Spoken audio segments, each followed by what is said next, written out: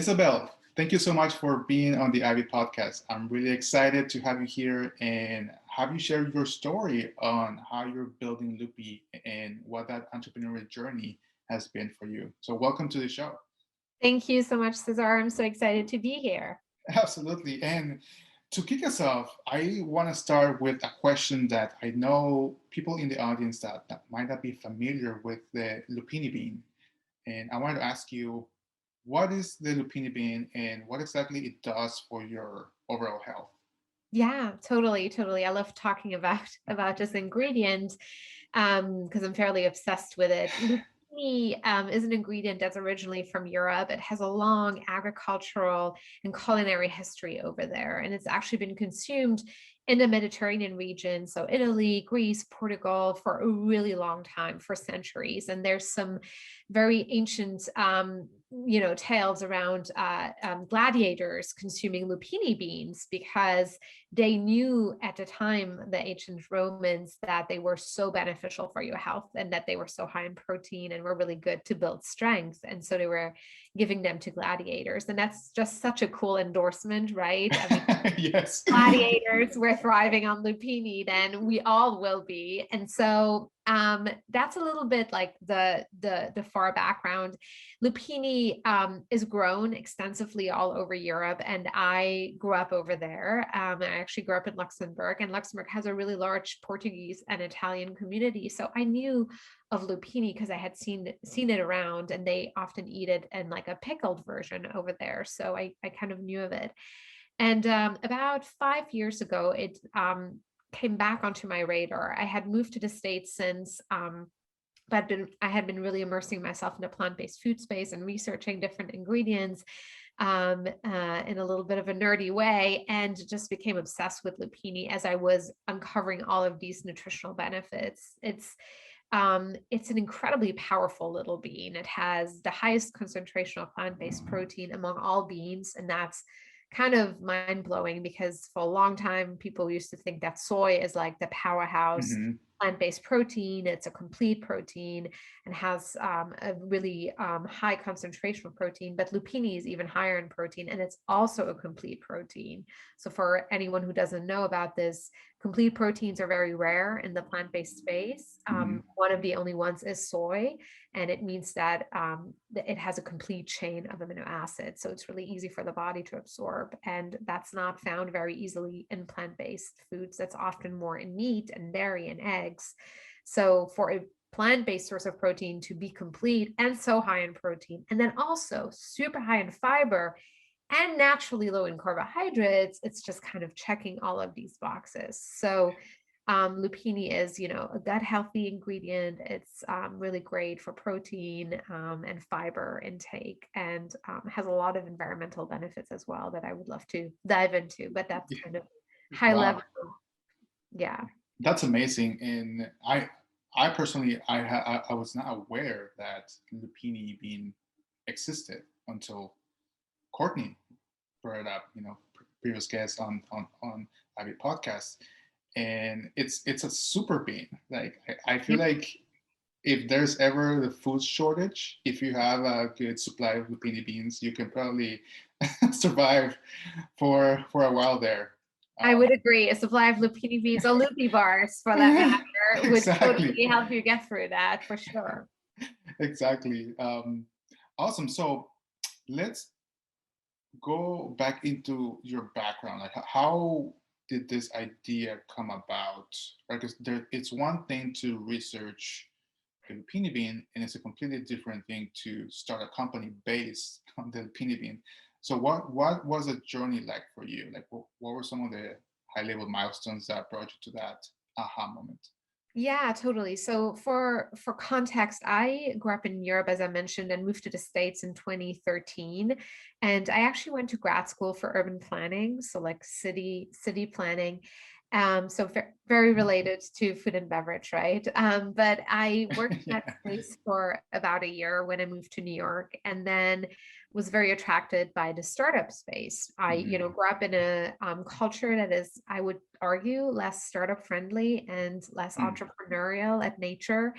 And so was very intrigued by what was happening here in New York City in the startup world, and applied for a job at this food startup in 2014. And I got the job, and I was employee number 6, and we grew the company to like 30 plus and raised $20 million. And I was part of all of that, roller coaster. And it was really wild. Being in that environment, being so young, having so little experience. I was a city planner. I had no experience in food. And here I was working with chefs and dealing with commissary kitchens and things like that. But I was learning so much on the job. And what I loved the most about it was being in this really early environment. I love, taking an idea and a concept and creating something out of it that is tangible and real. And so I fell in love with the startup space and worked for various other startups, actually, mostly in the tech space after that. So I worked for a few software companies, also a lot of early stage businesses. And most recently was with a women-led software company called Sawyer. And I love that environment, but I also had been developing a real passion for plant-based food and plant-based eating. I personally transitioned to a vegan diet in 2013 when I moved to the States. I was a vegetarian before, very much against my family's opinion. Good Europeans eating a lot of cheese and all types of animals, which I always personally struggled with. Never really understood why we love some animals and we eat others. And so a plant-based diet was kind of more in line with my personal belief set. And as I was on that journey and eating plant-based and starting to cook and learning about all these products that were on the market here in the States, one thing that stood out to me was that protein was really important for American consumers when eating plant-based. There was real worry that protein wasn't of equal quality when it comes from plants. And at the same time, I found it super contradictory because a lot of the protein options that I saw on the market of these meat replacements, dairy replacements, snacks were so processed. And they were all using this thing called protein isolate, which is when you strip the protein from the fiber and from all the other macronutrients and minerals and vitamins and isolate it. But in that process, you don't only lose the benefits of fiber and some other nutrients, but you also oftentimes chemically treat it, and then that has residues left on it, and you're absorbing that. And I just was like, I don't want to eat that. There must be a way to get protein from a whole source. And that's kind of when I started researching ingredients and thinking about ideas, and quickly became obsessed, as I mentioned, with lupini, because I had seen it in Europe, and I had seen it really explode in Europe over the last like 5 to 10 years. And was blown away by the versatility of the ingredient and the fact that you can use it in so many different applications, and it's really powerful, and you don't have to process it very much to get to all the nutritional benefits. So that's a little bit how the vision was born for Lupii, for creating this next generation of plant-based proteins. Love it. And you, if I'm correct, you launched in 2 months before the pandemic hit. Is that correct? Yes, we launched in January of 2020 with a bar. Yeah. Yeah. So let's dive there. What was that launch process like? What were some of the things that led to it? Like, how do you decide on the flavor of the bar, why bars, and all that? Like, where do you get your first customers? Totally. So I would say in that process, when I started thinking about lupini beans, the initial concepts and ideas, I ended up leaving my last job in 2018, in fall of 2018, and I joined a startup studio called Human Ventures. And they very quickly became as obsessed with this concept around lupini as I was, and were really interested in supporting me with the customer research, but also in investing in the business. And as I was working with them on customer research, looking at the market, looking at data, doing consumer interviews, we started narrowing down quickly that we wanted to launch in the snack space, because snacks are an ever-growing category, and consumers are snacking more than ever, especially younger generations. And bars quickly became interesting to us for various reasons. One of them, consumers already know what bars are. And it's really important when you introduce a new ingredient that you do it in a format that consumers already understand. So usage occasions were known, and also bars have many usage occasions, except when it's a pandemic and people don't eat bars. But in general, You eat a bar in the morning, maybe as a breakfast, as a quick breakfast on the go. It can be a pre or post workout meal. It can be an afternoon snack. It can be complementary to a lunch. There's so many usage occasions. And then the other thing is we saw a real potential opportunity to disrupt the bar category, because you have the animal-based bars that we know have been declining. And then you have the plant-based protein bars that are all using protein isolates and mostly soy and pea. And a lot of consumers are actually moving away from soy because of the GMO issues in the space. So we were like, oh my God, we can really deliver on the same nutritionals with this bean, but don't have to process it as much, and can keep the nutrition label pretty simple. So we did a bunch of research. We had 10 different flavors. We did a lot of consumer testing and feedback gathering, and ended up landing on the peanut, the almond, and the tahini one as our core flavors. And then later we added the cashew flavor last year in fall. So that was a little bit of the pre kind of work that we did in 2019. Also in 2019, and this is one of the most important things that happened, when you ask about like kind of milestones and what things brought us there, is I found a co-founder. And I had been looking for a co-founder really actively. I had seen really great role models in my previous experiences working for startup founders. The most successful companies were led by co-founding teams with complementary skills and different backgrounds. And so I had gone on a quest to find a co-founder and had a spreadsheet going, met like 70 people. I had gotten to the point where I was like, when am I going to meet that person? And then Allie just popped into my life. And we really hit it off. And she was at an interesting point of her career where she was open and wanting to do something different.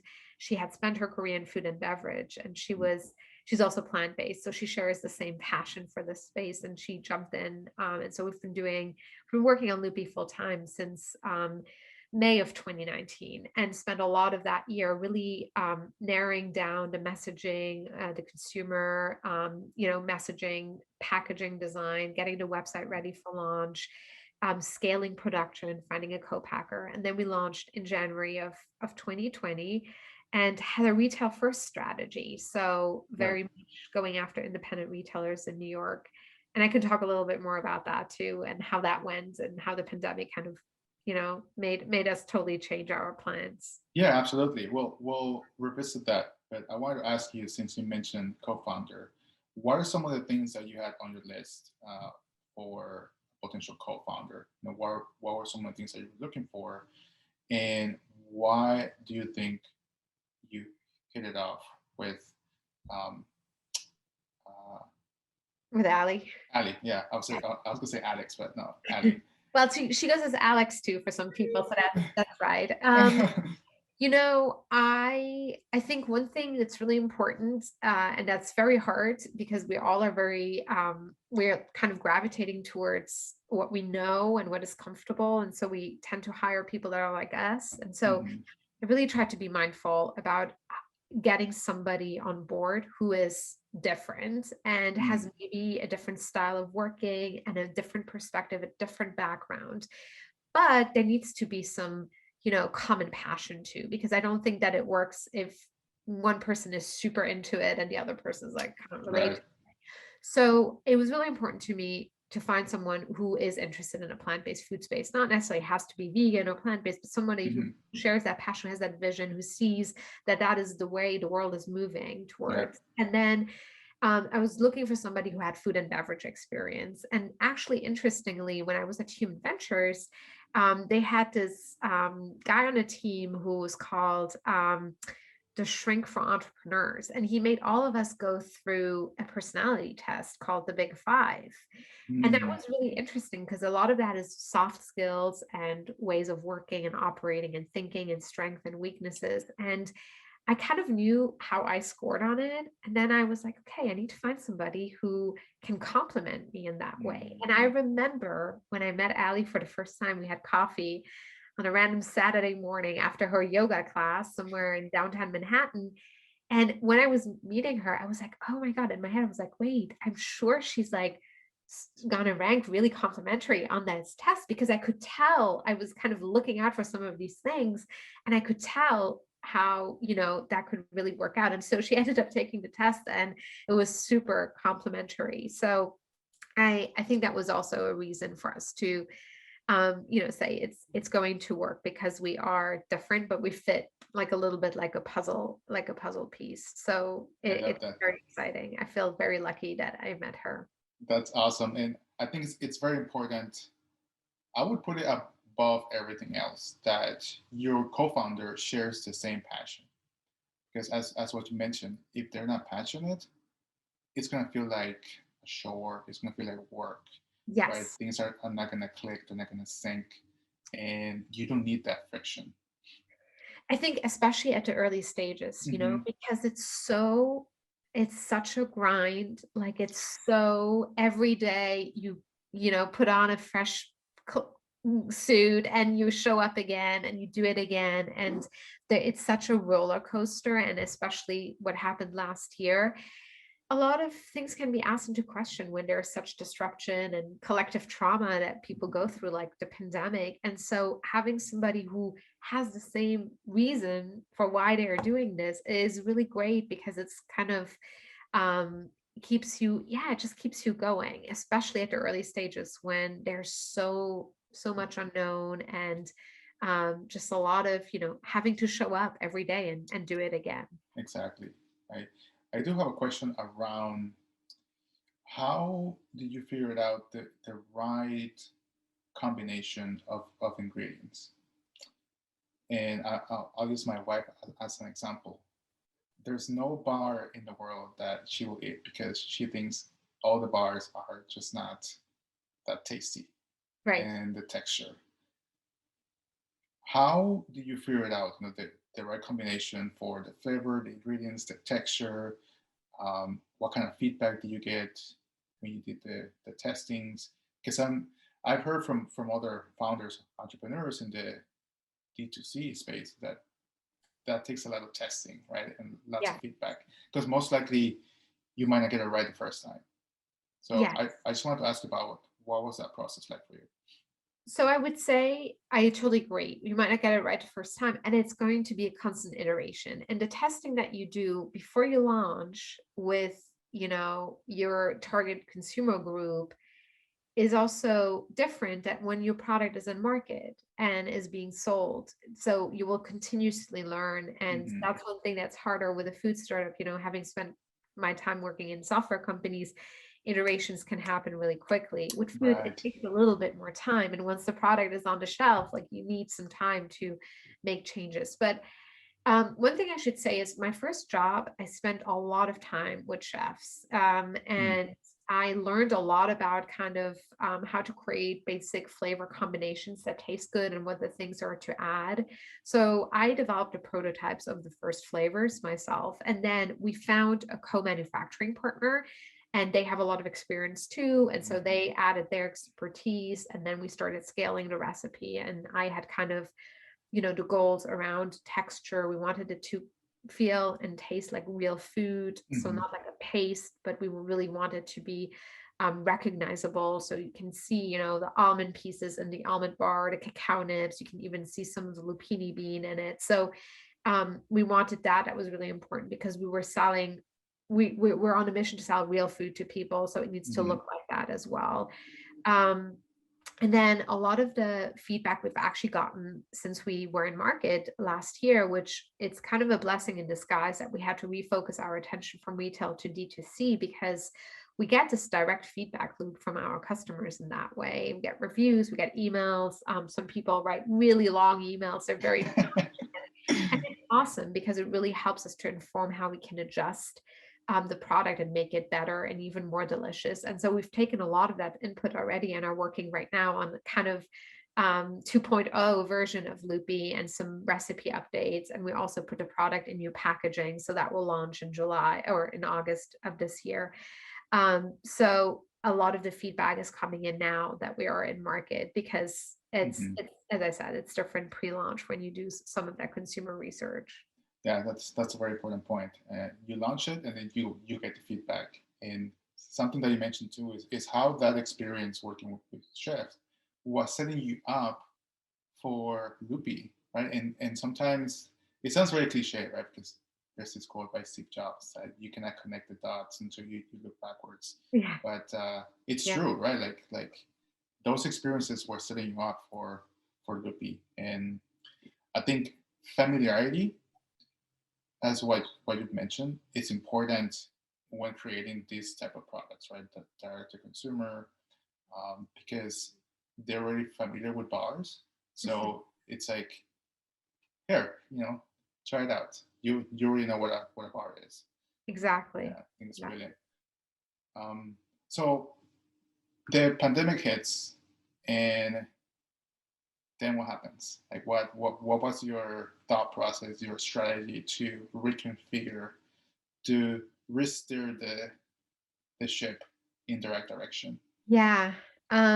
So it was super scary at first because nobody knew in March what was going on. I remember Ali was out in California just like the week before the city, or 2 weeks before the city shut down, and she was at this big food convention show that ended up being canceled, Expo West.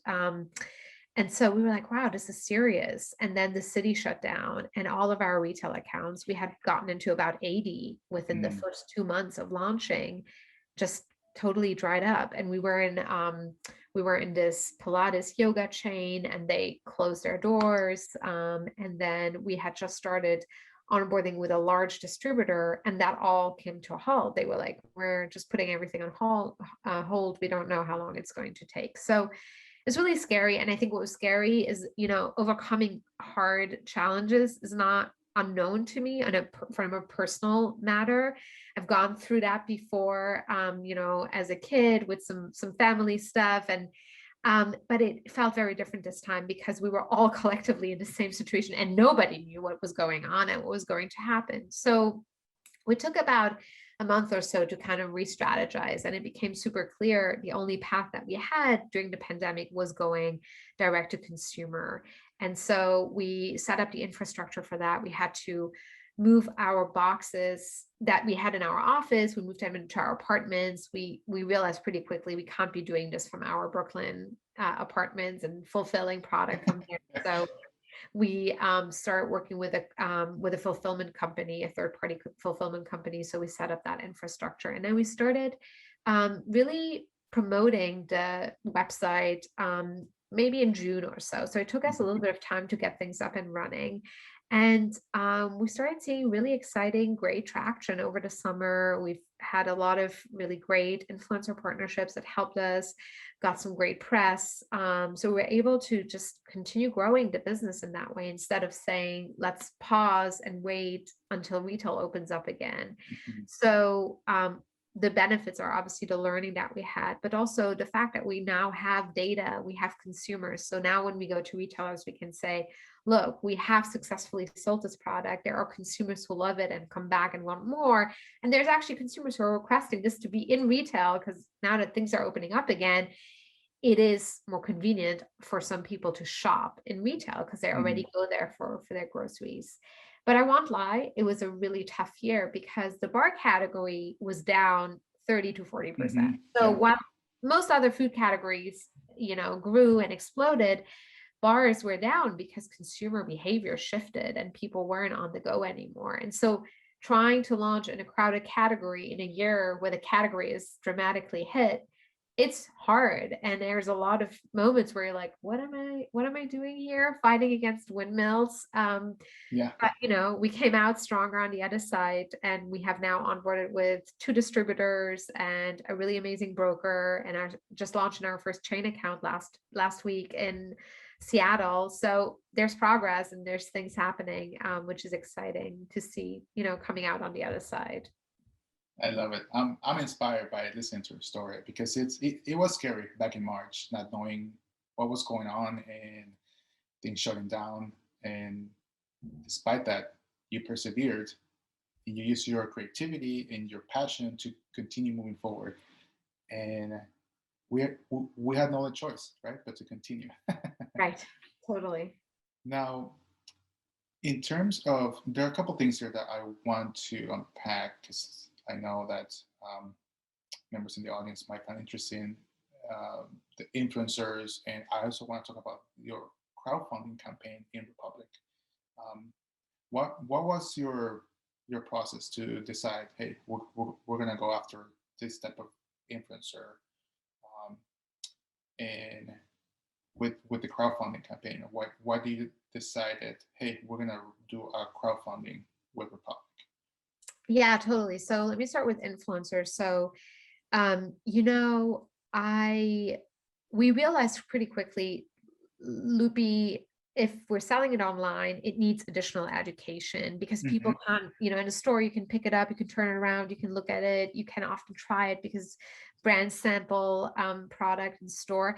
But when we do it online, we need a platform to educate. And so we started researching influencers and found that YouTube was a great channel for us Hmm. because the influencer typically has a little bit more time to talk about the product and share their personal opinion and educate a little bit around the ingredient. And so it was an amazing brand awareness channel for us and an amazing way also to convert customers and getting to try the product, which is really great. And as a matter of fact, two of the influencers that we worked with last year have come on board as investors in the business, which is super exciting because they're incredible people, very much mission aligned, and it's awesome to have them, part of our journey.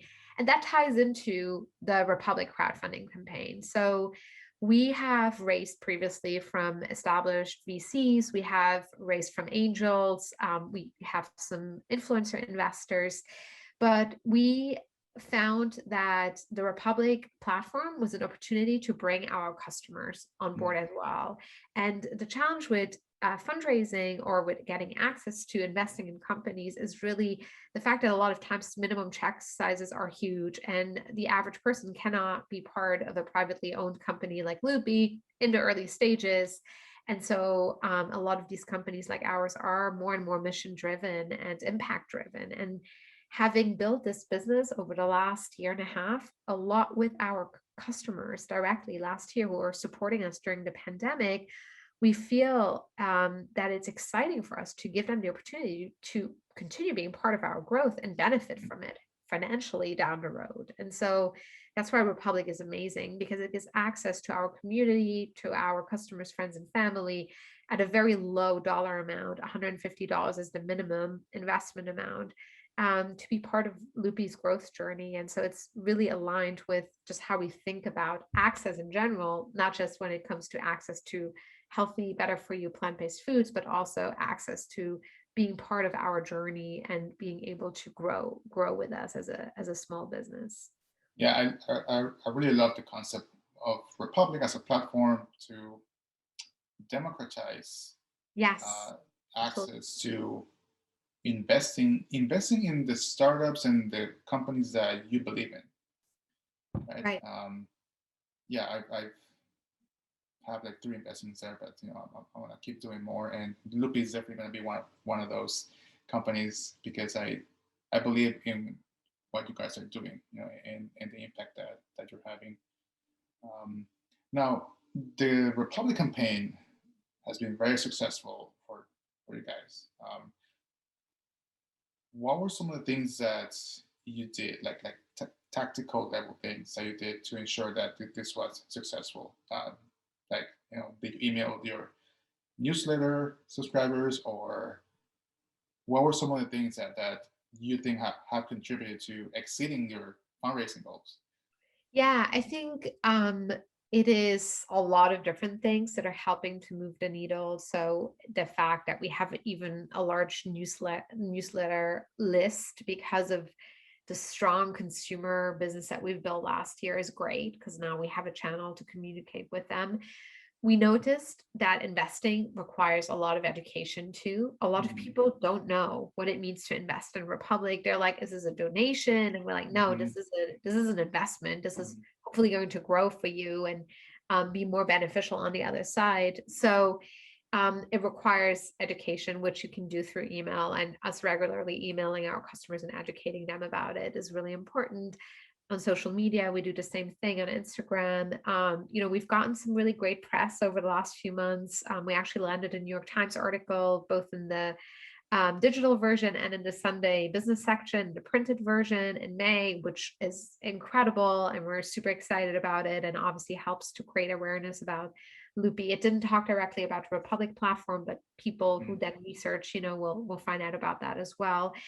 Keeping on the Republic platform, there's a way to send updates, and we try to do that once a week, because there's a million things happening at Lupii. We also want to make sure that we communicate that and show the I love that. Yeah, and also show things that might not be working, because let's not kid ourselves, we're building a business from scratch. There's challenges and obstacles all the time. So being transparent, I think, is the other piece. Just being honest with our customers, and we're very transparent. The platform itself is very transparent. You can see a lot of details about the business, and then our pitch is very open and transparent as well. People can ask questions. We respond really quickly to them, because we want to build a business that is trustworthy. And so I think that's an important part as well. I love it. I have like goosebumps, because I'm all about transparency and being honest, and just having that line of communication with your customer base. I think it's critical. Right. Now you mentioned that you have pitched Lupii to different investors.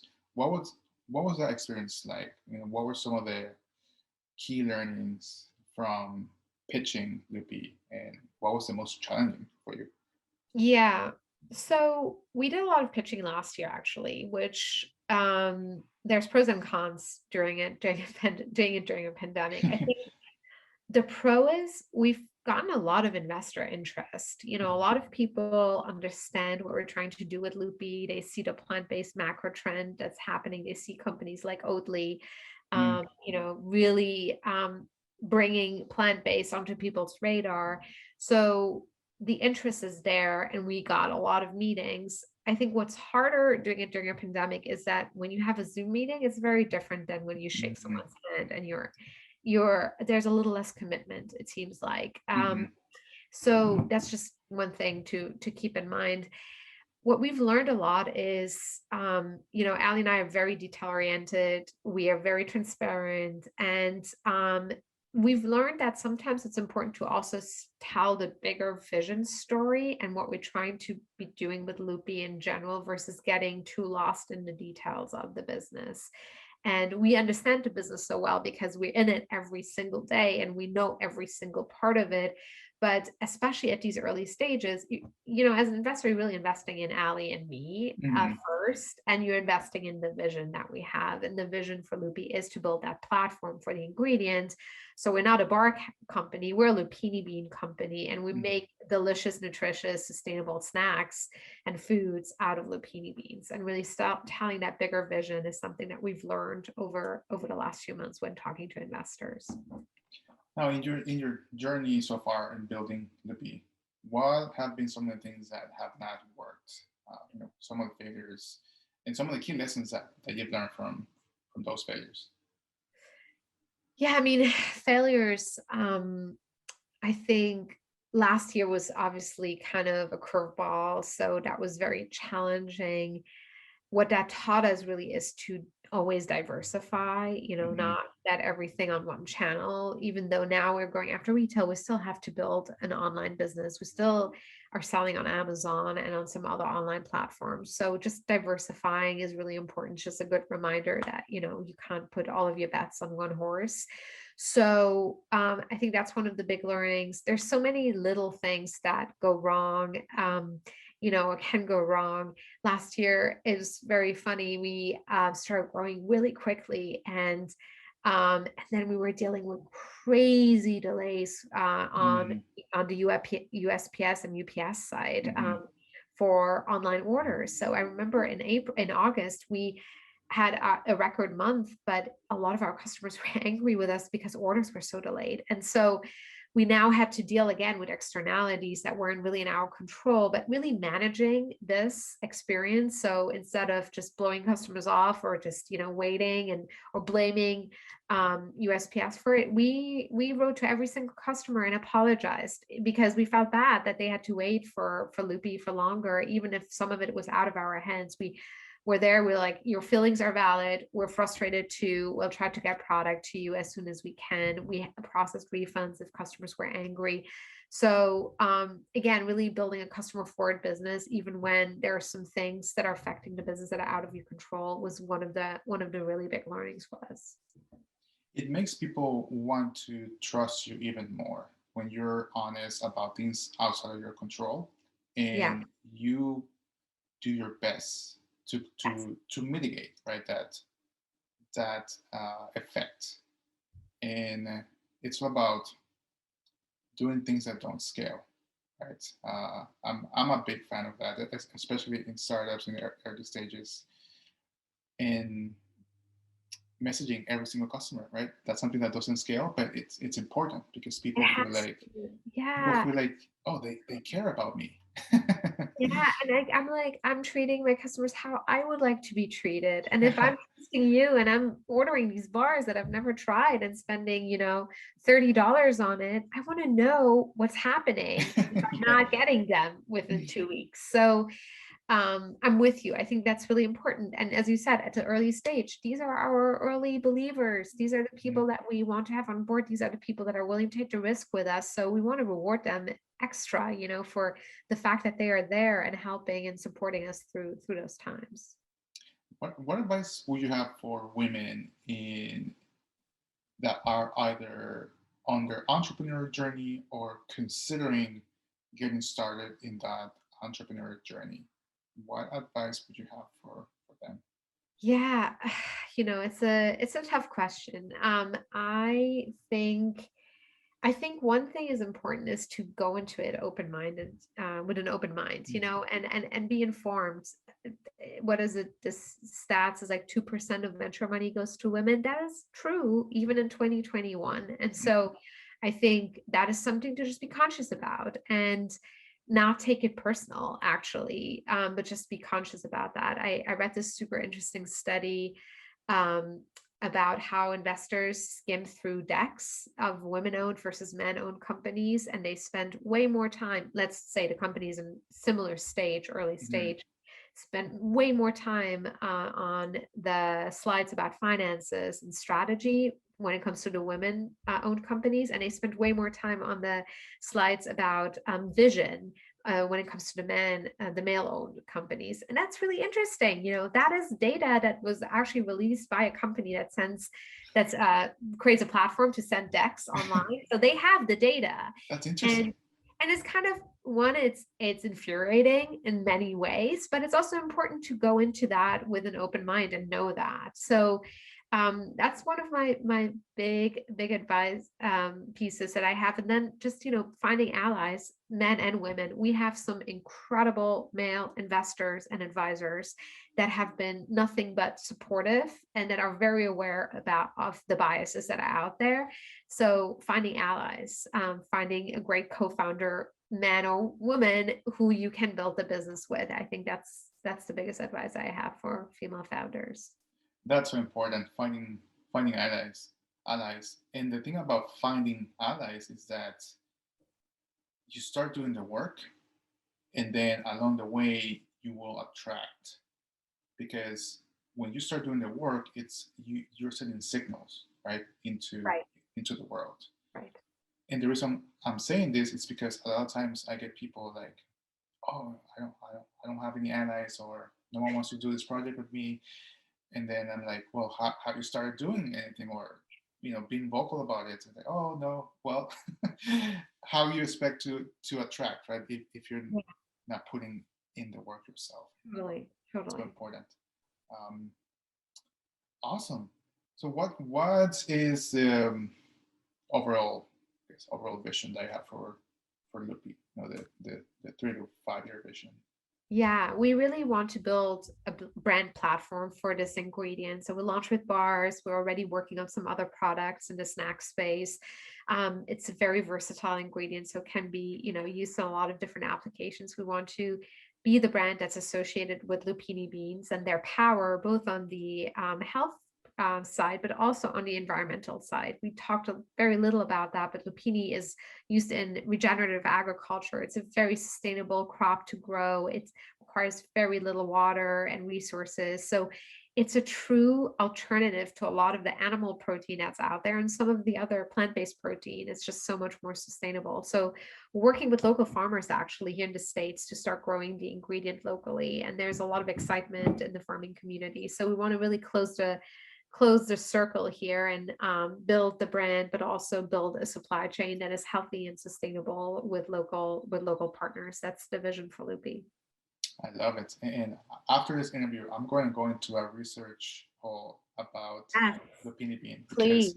I found it so interesting. I had no idea that it existed. And I grew up watching Dragon Ball Z. And in that cartoon, there's this bean. Uh-huh. I forget the name of it. I think it's called Zenzo bean. But this bean is a power bean that if you eat it, Uh-huh. it restores your energy and it doesn't matter what you've been doing if you're tired. So it reminded me of that. So cool. Now I have to watch Dragon Ball Z. How did I not do that also before? But I'm sure they were inspired by Lupii or by Lupii. I bet so. Yeah, like if you go to YouTube, you should look like Dragon Ball Z bean, and I'm sure something will come up. Anyways, one last question for you, Isabelle, before we wrap this up. Um, what are some of the trends in the industry that you're paying attention to, that you're excited outside of the lupini bean, of course, Yeah. that you're Yeah, excited about? the general macro trend, the plant-based trend is obviously very interesting to me. But within that, what I see a lot is a lot more brands that are making simpler products that are not only delicious, but also good for your health. So that have really clean, and I actually don't like that word clean, but really simple ingredient labels that are made out of whole foods. And I see that across categories. I see that in food, but also in beverage. There's some really exciting companies that are making better for you sodas and better for you drinks, sparkling teas, like the company Minna that makes this amazing sparkling tea that I love. So I think there's a lot of going back to the simple ways and really hearing the real foods that you can find in nature, and that's super exciting for me. I love it. And when you're not building a company, what are some of the things that you're into? I'm really into running. My husband actually got me into that. I was very reluctant, very, you know, uh, let's say traditional European, not really believing in working out until I and I've been super into that. So unfortunately, during the pandemic, I haven't been training for races, but I've continued running. And I am about to sign up for another half marathon probably in fall because now events are happening again. So that's one of the things that I love doing, and I find a lot of analogy between running, training Mhm. for races, and building a business because it's really not about the race itself at the end. It's really about the process. And I sometimes tend to rush and want to be at the race. But really, what I've been learning through building this business and through running is it matters that you show up every day and chip away at it. And some days suck and are horrible, and you're not your time is totally off. And like this morning is so humid out when I went on my run, but over time it all builds on top of each other. And I think that's the same with running and training as it is for building a business. So it's taught me a lot about how to build Lupii. I agree with you. I've done 3 or 4 half marathons. I've done a couple of Spartan races. And more than the physical aspect, what I love about doing this type of events is that it challenges me mentally.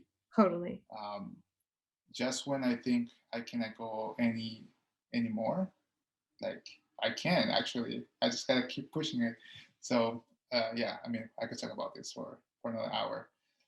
Where can people? What is the best way for people to follow Lupii or follow your journey? Yeah, you can check out our website, getlupii.com, and you can sign up for our newsletter. We send out newsletters once a week. And then you can also follow us on Instagram at getlupii. And those are the two best ways to stay in touch and learn more about us and find out about some of the exciting new flavors and products that we'll be launching over the next few months. Awesome. Well, Isabelle, thank you so much for coming on the IB podcast and sharing your journey building Lupii and just making a positive impact in the world.